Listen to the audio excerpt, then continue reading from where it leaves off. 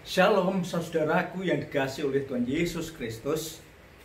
Hari ini pada waktu saya melakukan take video ini bertepatan dengan Hari Raya Idul Fitri, dan saya pun menyampaikan satu ucapan selamat Idul Fitri. Di setiap ucapan Idul Fitri ada satu hal yang menarik, yaitu ada kata-kata kami mohon maaf lahir dan batin. Ya, rupanya tradisi yang menurut saya baik, di mana orang minimal setahun sekali meminta maaf pada semua orang dan memberi maaf pada semua orang. Ternyata maaf dan memaafkan itu menjadi sesuatu yang sangat penting dalam kehidupan. Di dalam Alkitab juga loh.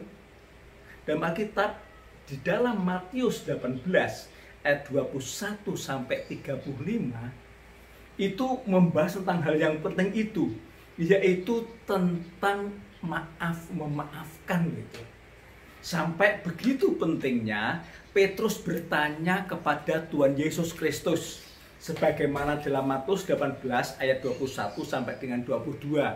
Petrus itu bertanya pada Tuhan Yesus, sampai berapa kali sih sebenarnya kalau harus mengampuni itu? Sampai berapa kali sih maksimumnya harus memaafkan itu? Petrus mempunyai pikiran karena dua hal. Yang pertama, dia sudah sering mendengar dan dia melihat, dia menyaksikan di dalam kehidupannya, memaafkan itu bukan suatu hal yang mudah, karena orang kalau bersalah pasti akan dibalas dengan kesalahan. Harus pembalasan itu harus timpal, mata diganti dengan mata, nyawa diganti dengan nyawa. Andai kata toh harus mengampuni, itu ya cukup 3 kali lah. Pertama kali you salah, gua ampuni. Kedua kali you buat salah, gua maafkan. Tapi kalau you sampai 3 kali berbuat salah, no way, tiada maaf bagimu. Saatnya aku bertindak, membalas dendam. Kalau perlu, dendam lebih kejam daripada perbuatan. Itulah dunia. Makanya ketika Tuhan Yesus menyebarkan kabar baik, yaitu berita kasih kepada dunia, Petrus bertanya, Tuhan, kalau orang mengampuni itu maksimum berapa kali sih? Dan Tuhan menjawab, kalau ada orang meminta maaf, maka orang harus memberi maaf. Berapa kali? 70 kali 7 kali. Secara matematis hitung-hitungan itu 490 kali. Tapi sebenarnya mau disampaikan Tuhan Yesus adalah, kalau mengampuni itu jangan hitung-hitungan. Mengampuni aja. Mau sekali, 2 kali, 3 kali, ratusan kali, ribuan kali, ampuni. Nggak perlu hitung-hitungan maksimum berapa, harus dicatat 1 kali, 2 kali, 3 kali. No.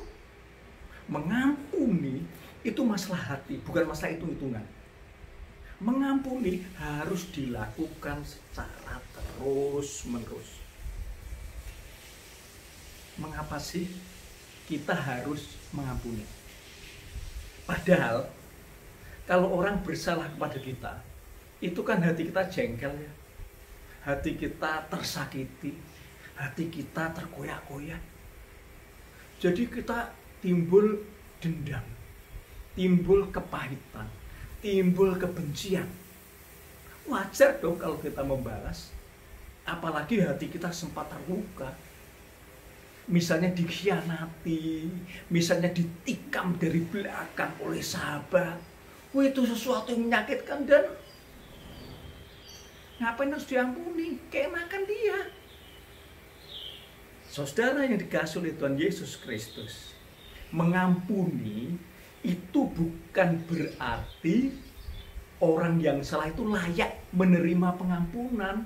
Bukan begitu. Tapi mengampuni adalah untuk kepentingan kita.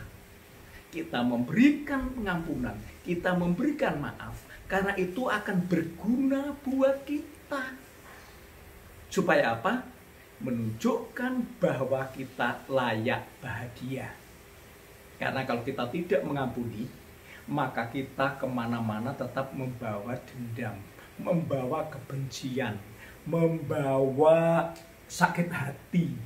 Itu membuat penderitaan, dan itu akan menghanguskan, menghancurkan, meluluh lantakkan kebahagiaan kita. Enggak layak kita hidup menderita, karena hakikat kita adalah hidup bahagia. Jadi tinggalkan di belakang, tatap ke depan. Rasul Paulus mengatakan, aku melupakan apa yang di belakangku, yaitu rasa dendam, benci, sakit hati, ditinggal di depan, nggak dilihat, dilupakan, dan menatap ke depan pada destinasi kita sebagai umat yang dikasih oleh Tuhan. Kita harus fokus ke sana. Oleh karena itu, kita harus mengampuni itu demi kita, supaya hidup kita bahagia, tidak membawa kebencian, dendam, iri hati, dan sebagainya sepanjang hidup kita. Karena itu akan membebani kita, akan membuat hidup kita menjadi berat. Ilustrasi yang tepat mungkin pemburu monyet yang ada di Afrika. Mereka kalau mencari monyet, itu mereka menaruh kacang yang disukai monyet, ditaruh di toples yang lehernya kecil tapi panjang. Kemudian itu disimpan di lubang, kemudian lubangnya dibuka begitu. Nah, monyet-monyet ketika bau kacang, dia senang, dia ngambil, tangannya masuk begini posisinya, jadi kecil bisa. Kemudian dia ambil kacang itu dalam posisi menggenggam. Ketika dia menggenggam, dia nggak bisa lepaskan itu. Dia terus terkungkung dengan toples itu terus. Sehingga sampai datanglah sang pemburu monyet. Akhirnya dia ditangkap. Ada juga yang berhasil karena kekuatannya, dia bawa toples itu kemana-mana, mengganggu hidupnya. Kan tangkap juga oleh pemburu monyet. Demikian juga kita. Kita itu kadang-kadang nggak lebih pintar daripada monyet kok. Kita juga kalau sudah punya dendam, sudah punya benci, sudah punya sakit hati, nggak mau melepaskan, kita pegangi terus, dan itu membuat hidup kita terbelenggu, terpenjara, membuat hidup kita tidak bisa bebas merdeka. Itu membuat kehidupan kita yang pertama tidak sehat, kita nggak bisa ceria. Yang kedua, kita stres, tertekan, apalagi kalau ketemu orang itu, apalagi kalau ingat masalah itu. Yang ketiga, kita tidak merasakan kasih karunia Tuhan. Itu baru cerita di dunia. Padahal kehidupan tidak hanya di dunia, tapi juga kehidupan kekal nanti di surga. Makanya di Matius 18 ini juga di ayat 23 sampai 35, Tuhan Yesus berbicara tentang kerajaan surga. Kerajaan surga itu seperti ini. Ini saya ceritakan aja pakai bahasa zaman sekarang. Ada sultan, tajir melintir. Kemudian dia punya hamba-hamba yang banyak. Ada seorang hamba yang utang pada sultan ini 10 triliun. Ditagih nggak bisa bayar, sehingga dipanggil. Ketika dipanggil, dia minta ampun, ampun sultan, saya nggak bisa bayar. Tapi kamu udah janji terus-menerus, tarsok melulu. Ya, saya minta ampun. Kamu punya duit berapa? Saya hanya punya duit 10 miliar. Utangmu berapa? 10 triliun. Bagaimana kamu bayarnya? Kalau nggak bisa, semua saya sita. Istrimu, anak-anakmu, semua saya sita. Ampun, saya usahakan untuk bayar, kata hamba itu. Kemudian sultan yang tajir melintir ini, ya udahlah, dengar perkataan saya. Utangmu hari ini juga aku anggap lunas. Kamu tidak perlu lagi membayar. Lunas, total, semuanya. Jadi, sekarang engkau pergi, lakukan seperti apa saya lakukan. Aku mengasihi engkau, kau harus pergi dari sini untuk mengasihi orang lain. Waduh, hamba ini seneng banget. Hutangnya 10 triliun lunas. Duitnya yang 10 miliar masih utuh. Dia keluar dengan gembira dan nyanyi-nyanyi, sekarang saya sudah bebas. Sekarang saya sudah bebas. Wah, matanya tiba-tiba melihat ada hamba yang lain temannya. Dia langsung mukanya jadi memerah. Dia panggil temannya, "Hei, sini. Kamu punya utang kepadaku 100 miliar. Mana katanya mau bayar?" "Nggak bisa, aku nggak punya uang." "Harus." "Maaf, saya hanya punya 100.000. Itu pun buat makan besok." "Tidak bisa." "Wah, kamu harus saya bawa ke polisi. Diperkarakan, masukkan dalam penjara." "Mbok aku dimaafkan." "Tidak ada maaf bagimu. Kamu janji-janji mulu, tarsok-tarsok mulu." Nah, kemudian Sultan yang tajir pintar dengar ada yang mengadu, yang sudah kau ampuni, kau anggap lunas utangnya itu, ada dia memberikan hutang kepada orang lain nggak bisa bayar, tapi dia masukkan dalam penjara. Sultan ini marah, panggil orang itu agar dia dimasukkan dalam penjara. "Kamu harus melunasi hutang-hutangku. Tidak ada lagi penghabisan hutang, karena itu yang kau lakukan kepada orang lain."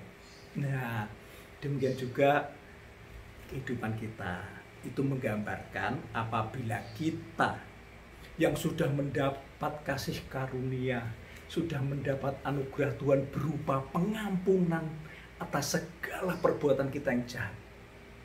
Ketika kita berdosa, ketika kita bersalah, ketika kita menyakiti hati Tuhan, jumlahnya begitu banyak karena kita lakukan terus.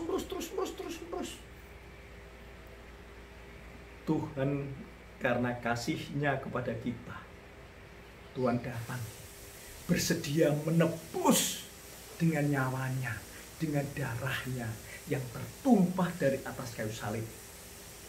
Mati, dikuburkan ke lembah maut yang gelap. Untuk apa? Supaya dosa-dosa kita yang tak terhitung banyaknya itu diampuni, dimaafkan, seluruhnya ditebus lunas, tidak ada yang tersisa. Setelah kita ditebus lunas, maka tugas kita adalah pergi dan melakukan hal yang sama. Pada saat orang menyakiti hati kita, orang melukai hati kita, bahkan orang menghancurkan hidup kita, kita mengingat akan kebaikan Tuhan, mengingat akan kasih karunia Tuhan, mengingat akan anugerah Tuhan, kita melakukan hal yang sama. Apakah itu bisa dilakukan? Bisa, karena Tuhan sudah terlebih dahulu melakukannya, sehingga kita dimampukan, sehingga kita dibuat bisa untuk mengampuni orang lain. Sulit, ya sulit, tapi bisa. Jadi masalahnya bukan mampu atau tidak, masalahnya mau atau tidak. Seringkali kitanya tidak mau. Mengapa kita tidak mau mengampuni?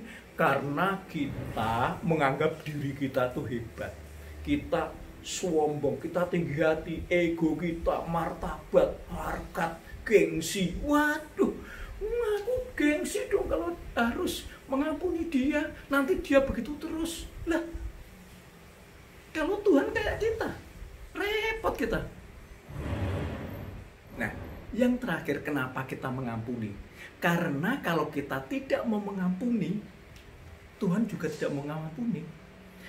Seperti doa Bapa kami, ampunilah dosa-dosa kami, seperti kami juga mengampuni orang yang bersalah kepada kami. Jangan sampai kita seperti hamba yang sudah ditebus tadi, kita keluar, tapi kita melakukan hal yang sebaliknya, nggak mau mengampuni. Akhirnya kita masuk ke penjara. Itu dalam kehidupan, artinya kalau kita tidak mau mengampuni, akhirnya kita masuk ke neraka. Jadi kalau kita tidak mau mengampuni, di dunia kita tidak bahagia, menderita, ketika kita mati, kita menghadapi neraka siksa yang abadi. Sebaliknya, karena kita mengingat kasih karunia Tuhan, anugerah Tuhan yang besar, sehingga Tuhan sudah mengampuni, menebus lunas dosa-dosa kita, sehingga kepada siapapun juga, apapun yang sudah mereka perbuat, sejahat apapun, sesakit apapun, kita mau melepaskan pengampunan seperti yang dilakukan Tuhan Yesus Kristus di atas kayu salib. Bapa, ampunilah mereka karena mereka tidak tahu apa yang mereka perbuat. Di momen Idul Fitri, di mana semua orang minta maaf, kita pun sebaiknya mau minta maaf. Toh kita tidak mungkin tidak bersalah. Dan ketika kita minta maaf, kita berharap kita dimaafkan. Dan sebaliknya, kita harus memaafkan siapapun juga yang bersalah kepada kita. Berkali-kali salah, berkali-kali diampuni. Sesakit apapun, kita mampu memaafkan. Karena ingat, kita fokus pada depan, yaitu tujuan kita. Akhirnya nanti destinasi kita adalah tinggal di rumah Bapa. Dan itu bisa kita lakukan apabila kita sudah diampuni oleh Tuhan dan kita mau mengampuni kesalahan orang lain. Di momen yang bagus ini, mari siapapun kalian, saudara-saudara kasih Tuhan Yesus Kristus, lepaskan pengampunan, lepaskan pengampunan, lepaskan pengampunan demi engkau.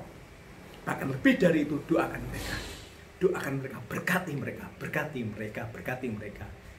Itu respons yang benar. Tuhan Yesus memberkati.